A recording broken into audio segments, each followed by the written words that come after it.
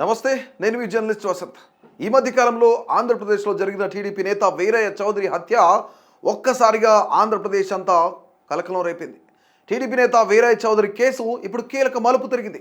సొంత పార్టీ వాళ్లే వీరయ్యను హతమార్చారు. మనకంతున్న ప్రాథమిక సమాచారం ప్రకారం ఈ హత్యలో ముఖ్య సూత్రధారుడైన అమ్మనబోలుకు చెందిన వ్యక్తి వీరగంధం దేవేంద్ర చౌదరి, ఉప్పుగూడూరుకు చెందిన నల్లూరి రాజా, వీరితో పాటు అమ్మనబోలుకు చెందిన ముప్పా సురేష్, కావలికి చెందిన తంబి అనే వ్యక్తులు ఉన్నారు.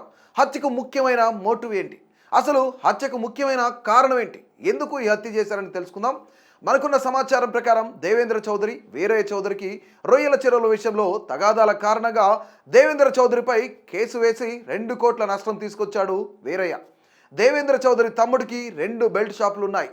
దానికి స్టాక్ వెళ్లకుండా అడ్డుపడడంతో దేవేందర్ రగిలిపోయాడు. దీనితో పాటు ఇద్దరు ఒకే మండలానికి చెందిన రాజకీయ నాయకులు కావడంతో ఆధిపత్య పోరు తారాస్థాయికి చేరుకుంది.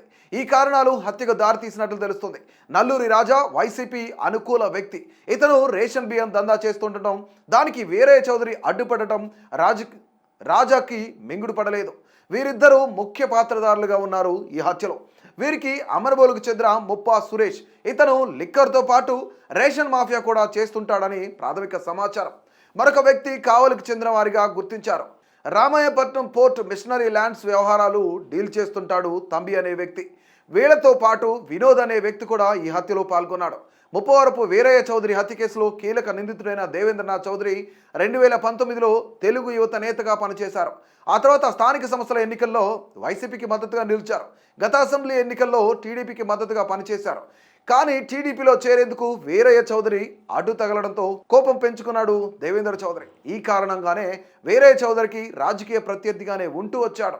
వచ్చే నెల మొదటి వారంలో వీరయ్య చౌదరికి పీడీసీసీబీ అధ్యక్షుడు కానున్నారు అనే ప్రచారంతో రగిలిపోయాడు. ఇక వీరయ్య చౌదరి ఎదుగుదల చూసి తట్టుకోలేక పగ పెంచుకొని హత్యకు ప్రణాళిక రూపొందించినట్లు తెలుస్తోంది. ఈ హత్య కేసులో స్కూటీ కీలకంగా మారింది. హత్య సమయంలో దుండగులు వాడిన స్కూటీ ఆధారంగా పోలీసులు కేసు ఛేదించారు.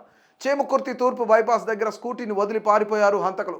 ఆ స్కూటీని గుర్తించిన హైవే పెట్రోలింగ్ పోలీసులు హత్య కేసు విచారిస్తున్న పోలీసులకు సమాచారం ఇవ్వడంతో అక్కడికి చేరుకున్న విచారణ బృందం ఆర్ఎస్ దావా దగ్గర దొరికిన ఏపీ 39 HC 2628 స్కూటీకి ఉన్న రక్తపు మరకలు, వీరయ్య చౌదరి రక్తపు మరకల నమూనాలు సరిపోవడం జరిగింది. దీని ఆధారంగా ఎంక్వైరీ చేయగా వినోద్ పేరు మీద స్కూటీ ఉందని, ఇతను హత్యలో ప్రత్యక్షంగా పాల్గొన్న 4 నిందితుల్లో వినోద్ ఒకడని తేలింది. హత్య జరిగిన తరువాత స్కూటీ ఆర్ఎస్ దాబా దగ్గర పార్కింగ్ చేసి వైజాగ్ పారిపోగా వైజాగ్ పోలీసులు అక్కడ అరెస్ట్ చేశారు.